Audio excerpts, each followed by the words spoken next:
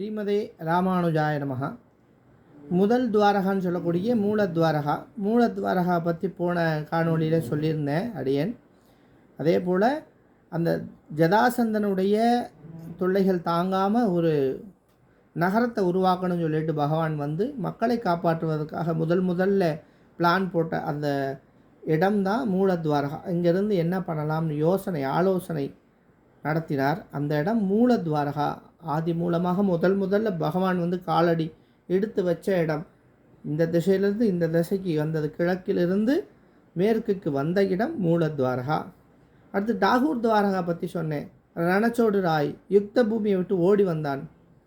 அதாவது ஜதாசந்தன் உடைய நண்பனான காளையவனன் அப்படின்னு ஒரு ராஜா. அவன் பார்த்திங்கன்னா சிவபெருமானிடம் வந்து வரம் பெற்றவன். யாராலையும் அவனை வந்து என்ன பண்ண முடியாது, எந்த ஆயுதத்தினாலும் அவனுக்கு சாவு கிடையாது அப்படின்னு ஒரு வரம். இதை தெரிஞ்சுட்ட பெருமாள் அவனை எப்படியாவது அழிக்கணும்னு சொல்லிட்டு யுத்தம் நடக்கும் பொழுது அந்த இடத்த விட்டு இவர் பட்டு பீதாம்பரத்தோடு அப்படி கிளம்பி ஓடி வரார். இதை பார்த்துட்டு கிருஷ்ணா நீ ஓடியா போகிறன்னு சொல்லி துரத்தின்ண்டே வரான். பல மாதங்கள் ஓடுறார் பெருமாள் ஓடி ஒரு குகைக்குள்ளே போய் ஒளிய போகிறார், ஓடிறார் குகைக்குள்ளே. அந்த குகையில் ஒரு விசேஷமான ஒருத்தர் தூங்கின்னு இருக்கார். அவர் பேர் என்னென்னா முச்சுக்குந்தன். நம்ம சோழ மன்னன். இந்த முச்சுக்குந்தன் யார் அப்படின்னா, தேவர்களுக்கெல்லாம் உதவி பண்ணி போருக்கெல்லாம் ஆட்களை அனுப்பி தேவர்களுக்கு உதவி பண்ணதுனால தேவர்கள் கேட்குறாங்க உனக்கு என்ன வேணும்னு கேட்கும் பொழுது, நான் பல வருஷமாக தூங்கலை, நான் நன்னா தூங்கணும்னு கேட்குறா. அப்போது தேவர்கள் சொன்னால், நீயே எழுந்திருக்காமல் யார் ஒருவர் உன்னை தொந்தரவு பண்ணால் அவள் வந்து பஸ்மம் ஆயிடுவான்னு சொல்லி ஒரு வரம் கொடுத்து அந்த குகையில் அவர் போய் படுத்துக்கிறார். இது தெரிஞ்ச கிருஷ்ணர் அவனை அழிக்கணும். யாரை அழிக்கணும்? காளையவனை அழிக்கணும்னு சொல்லிட்டு யவனராஜாவன் காளையவனன் அவனை அழிக்கணுமே சொல்லிட்டு நேராக வந்து தன்னுடைய பட்டு பீதாம்பரத்தை எடுத்து அந்த முச்சுக்குந்தன் மேலே போட்டுட்டு ஒளிஞ்சிக்கிறார். உடனே நேராக வந்த காளையவனன் இவர் கிருஷ்ணர் தான் நினச்சிட்டு காலை கொண்டு ஒரு உதைக்கிறான். உதைச்ச உடனே முச்சுக்குந்தர் எந்திரிச்சு பார்த்த உடனே அந்த காளையவனன் பஸ்மமாயிடுறார். இப்படி தான் அவனுக்கு சாவு உண்டாக்கணுன்றதுக்காகவே, இவனுக்கு அழிவை உண்டாக்குறதுக்காக ரணபூமியை விட்டு வந்தவர். அதனால் ரணச்சோடு ராய். அந்த குகை தான் டாகூர் துவாரகா. அந்த முச்சுக்குந்த மகா சக்கரவர்த்திக்கு அனுகிரகம் பண்ணிட்டு பெருமாள் அங்கேயே இருந்தார். அந்த க்ஷேத்திரம்தான் டாகூர் துவாரகா. அடுத்து மூணாவது துவாரகா கோமதி துவாரகா. இந்த கோமதி துவாரகா வந்து கிருஷ்ண பரமாத்மாவுடைய துவாரகை அழிந்தவுடனே அவருடைய தம்பியான சாக்கிகியால் உருவாக்கப்பட்டது. இந்த கோமதி நதி வந்து பெருமாள் இடத்துல பிரார்த்தனை பண்ணினாள். பெருமாளே, உன்னை தவிர வேறு யாரையும் நான் வந்து கை தொழ மாட்டேன், உன்னையே திருமணம் பண்ணிக்கணும்னு நினைக்கிறாள். அப்போது ஒரு ரிஷியோடைய பொண்ணாக கோமதி இருக்கிறாள்.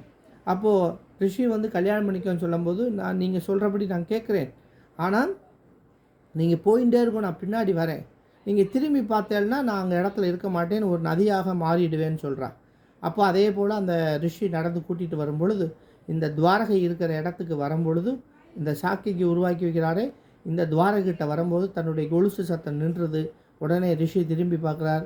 கோமதி நதியாக அந்த கோமதி நதியாக ஓடி கடலில் போய் சேர்றா. அதாவது கோமதி நதி கடலான பரமாத்மாவோட சேர்ந்த இடம் கோமதி துவாரகா. இன்னும் பார்த்தீங்கன்னா நம்ம அங்கே போனோம்னா அந்த கோமதி தீர்த்தம், அந்த தீர்த்தத்தில் ஒரு விசேஷம் இருக்குது. எப்படி நேபாளில் சாலக்கிராமம் நமக்கு ஒரு விசேஷமோ, நேபாள் போனால் கண்டகி நதியில் சாலக்கிராமம் இருக்கும். அப்பேற்பட்ட சாலக்கிராமம் போலயே சாலக்கிராமமே கோமதி நதியில் இருக்கக்கூடிய சிலாங்கதகா, அதாவது துவாரகா சாலக்கிராமம் சொல்லுவாள். இது ஒரு சாலக்கிராமம், 3 சாலக்கிராமம் ஒரு கோமதி சாலக்கிராமத்துக்கு சமம். இது சக்கரமாக இருக்கும். இந்த சாலக்கிராமமாய் வலுவலுன்னு இருக்காரு. அந்த சாலக்கிராமம் எப்படி உருவாச்சுன்னா, பகவான் வந்து ஜதாசந்தனையும் இவரையும்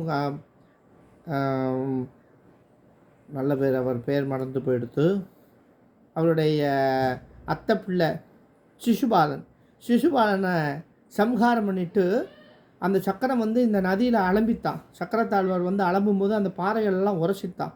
அது பதிஞ்ச இடம்தான் அந்த சாலக்கிராமம். மிக விசேஷமான உன்னதமான சாலக்கிராமம். சிலாங்கதகான்னு சொல்லுவா. துவாரகா சாலக்கிராமம். இதை சேவிச்சாலே புண்ணியம்.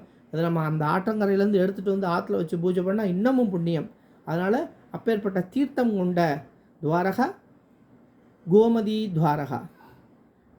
அடுத்து பேட் துவாரகாவையும் ருக்மிணி துவாரகா, முக்தி துவாரகா இதெல்லாம் அடுத்தடுத்து பார்க்கலாம். அடியேன் தாசன்.